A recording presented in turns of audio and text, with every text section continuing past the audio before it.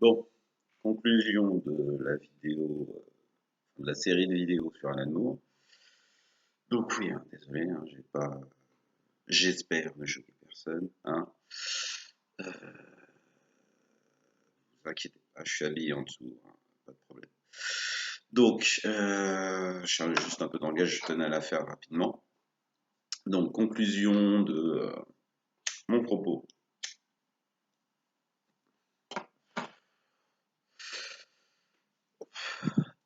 La création, c'est compliqué. La création est à la fois hors le monde et dans le monde. De même, selon la position qu'on a dans le monde, bah, on est partie prenante de l'un ou de l'autre et parfois des deux. D'accord. Chaque acte que nous faisons, à un moment ou à un autre, impacte les autres. Donc, chose est sûre, c'est plus des questionnements que je vais donner, quoi. Mais effectivement, on a connu, enfin l'être humain a connu des périodes bien plus difficiles que celles que nous connaissons aujourd'hui. Bien plus difficiles, vraiment. Je parlais pour la France, hein. La France, c'est quand même un pays de cocagne, à la base. C'est un pays de cocagne, on a tout, on a la plage, on a les forêts, on a les montagnes, on a une histoire assez incroyable qui a réuni énormément de cultures. Alors oui, je sais que pour certains hommes politiques, la France, c'est les Gaulois. Bon, bah, il faut qu'ils révisent leur histoire, hein, donc c'est un peu plus compliqué que ça aussi, toujours. Donc c'est un pays de cocagne. Aujourd'hui, depuis 1900, on a gagné, je sais plus combien d'années d'espérance de vie, mais je crois que c'est, je sais plus, j'avais déjà balancé des choses là-dessus, mais bon. En gros, avant, on arrivait à la retraite, on mourait facile, sans compter le nombre d'enfants qui mouraient. Donc on est arrivé à une situation quand même qui est assez incroyable en termes de bonheur. Même chose en France, en général, les gens mangent. En général, les gens ont un logement. Il y a des aides pour la santé. Si on met en plus la France et on compare la France avec le monde entier, on est vraiment des pères, quoi. Même en termes de violence, des violences existent évidemment. Mais nous, on vit presque un rêve, hein. On vit presque un rêve. Est-ce que c'est ça qui nous infantilise? C'est possible. Est-ce que c'est pour ça qu'on est choqué par la moindre difficulté, la moindre piqûre de réalisme? Est-ce que c'est ça? Je ne sais pas. Je ne sais pas. Une chose est sûre, l'art et le divertissement. Je sépare les deux, hein, parce que parfois l'art c'est du divertissement et d'autres fois l'art c'est que de l'art et d'autres fois le divertissement n'est que du divertissement. À quel moment ça influence les autres? Ça les influence comment?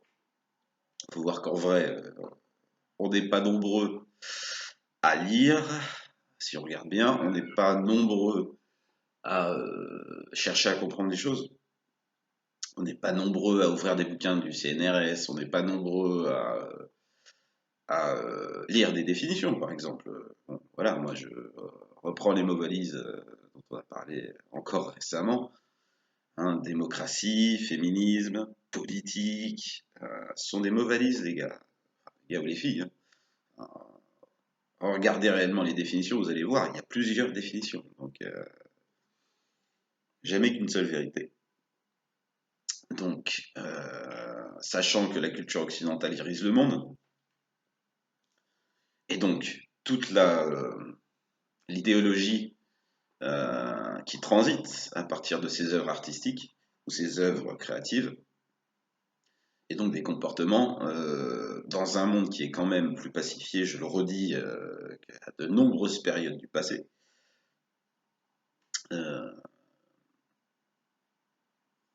ben, à un moment ou à un autre, ça joue sur qui on est, ça joue sur nos sociétés. Euh, Il y a une réalité de notre société, enfin il y en a même plusieurs de réalités de nos sociétés. C'est un choix qui nous incombe à tous. Qu'est-ce qu'on veut? Qu'est-ce qu'on veut de ce choix? Est-ce qu'on veut avoir une main dans ce choix, une main réelle, hein, pas la main soi-disant démocratique ou soi-disant économique, c'est-à-dire qu'en gros on mise notre argent, donc notre temps, donc notre énergie sur un produit plutôt qu'un autre, et donc par la même, on donne une tendance euh, sociétale.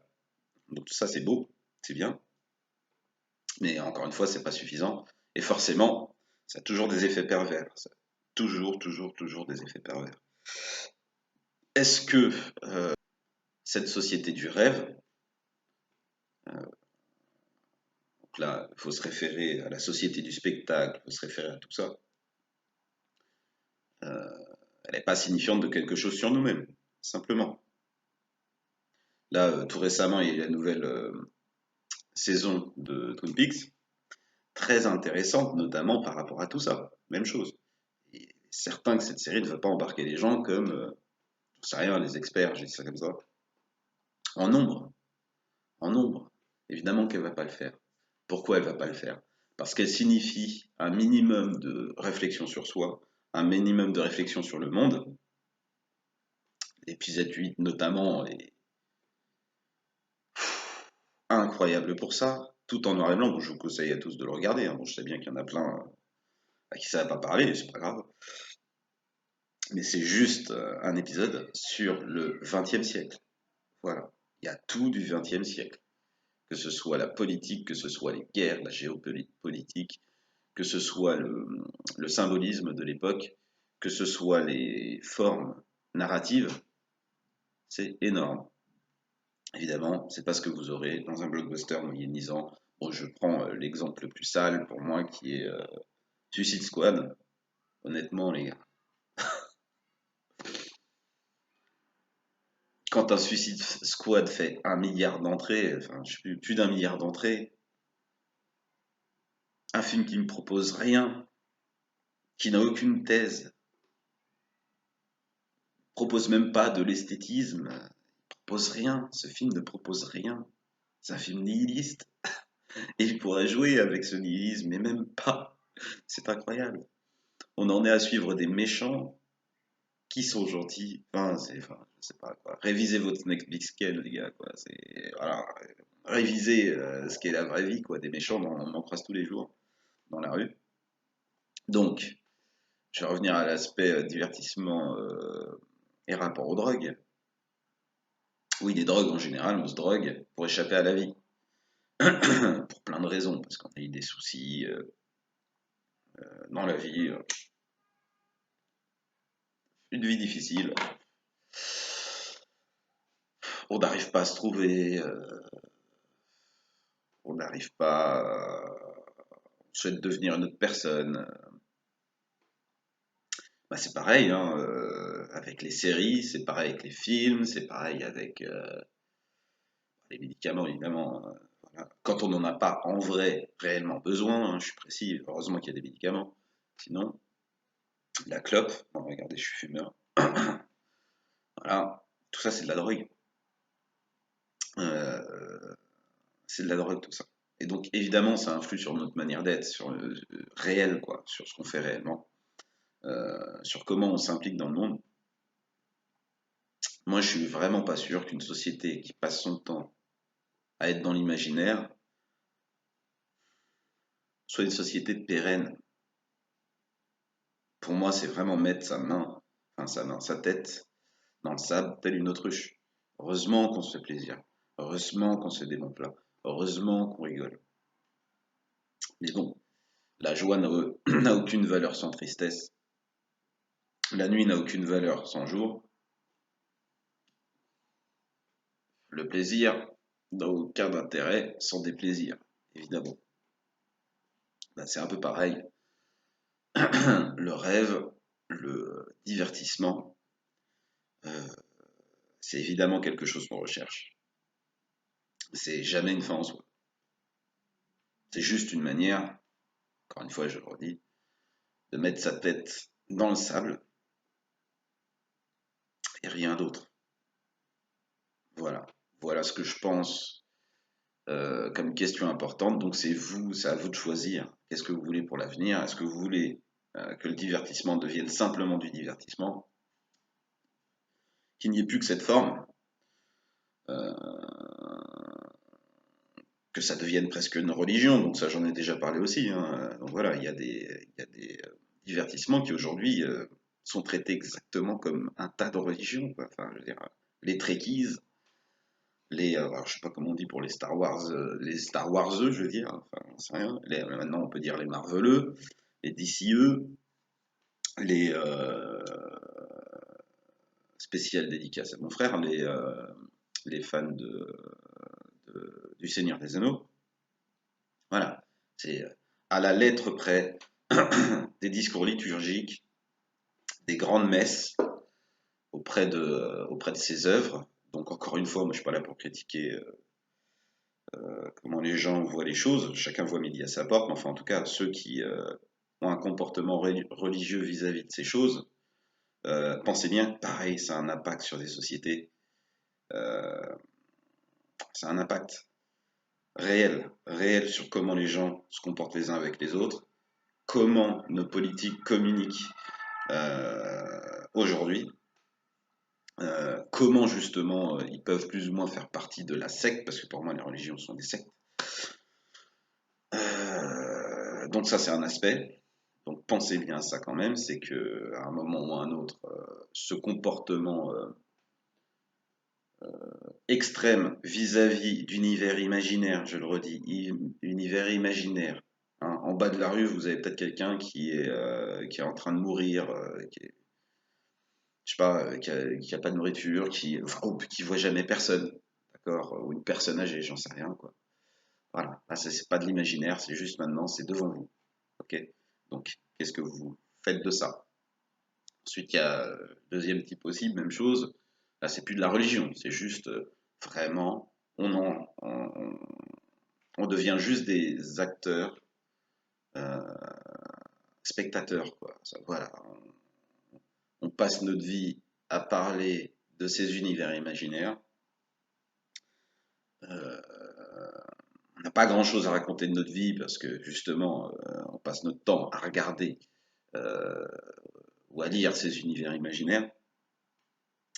Pareil, c'est bien beau, mais bon, en attendant, on n'est pas fait que pour ça. Et là, pareil, il y a des œuvres qui en ont parlé, et ça, ce sont des œuvres artistiques, c'est pas juste du divertissement.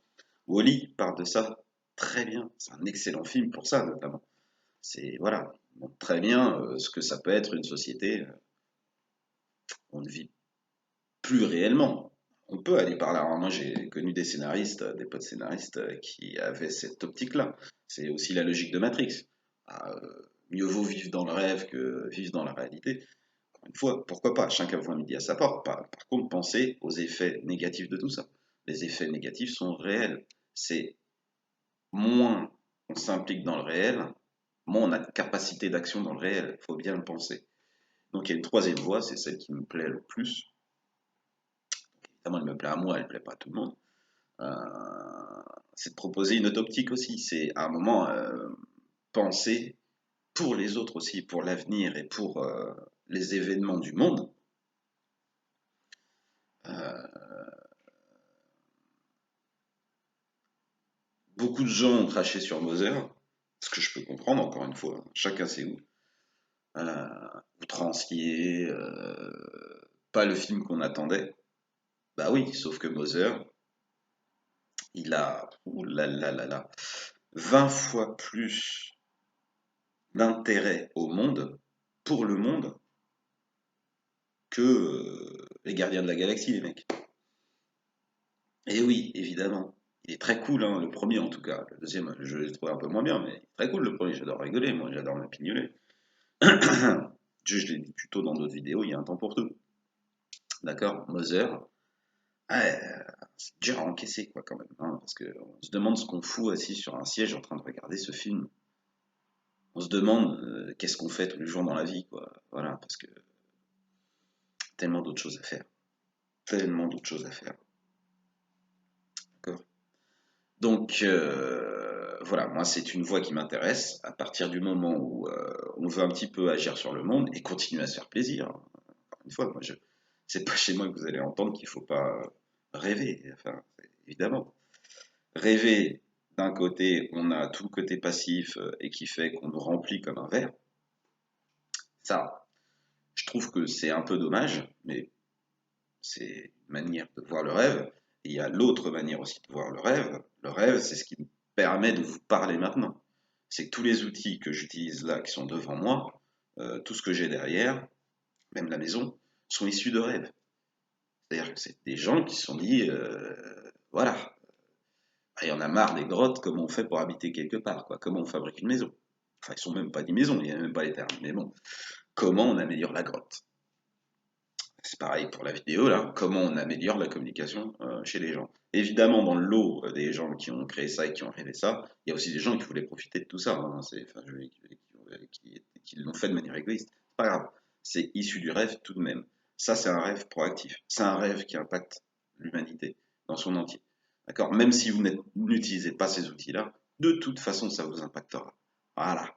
Donc, pour moi, je serais vraiment heureux qu'on soit tous plus conscients de ce qu'on fait. Pensez-y quand vous êtes juste dans une logique de plaisir personnel. Pensez-y quand vous êtes juste dans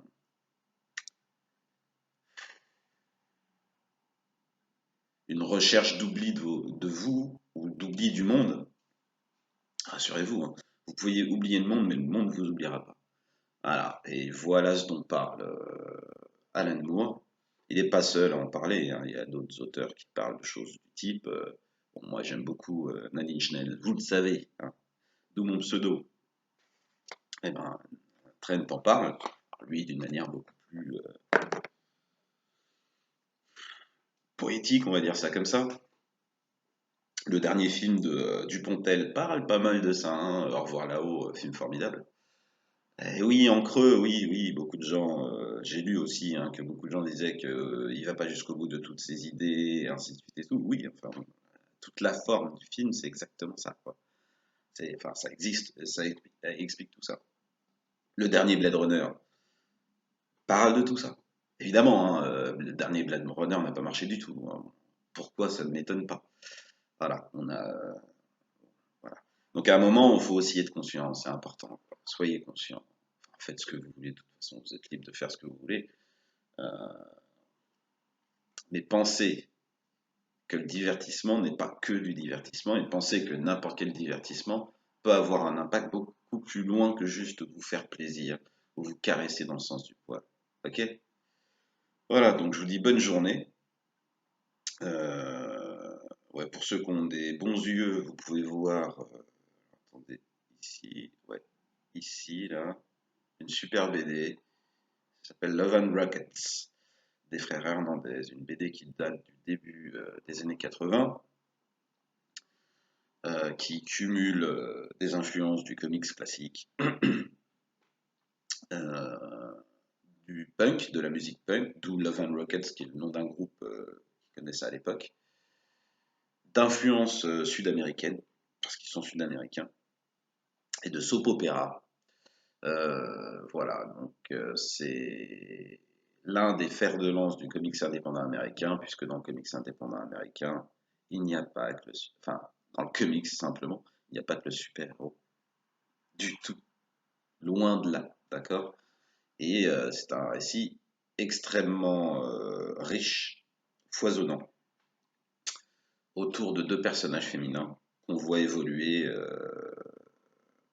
pas en temps réel, mais pas loin, sur une trentaine d'années. Eux, leur entourage, et c'est un magnifique portrait de femmes modernes, de femmes entières, écrites par des hommes. Voilà. Bonne journée.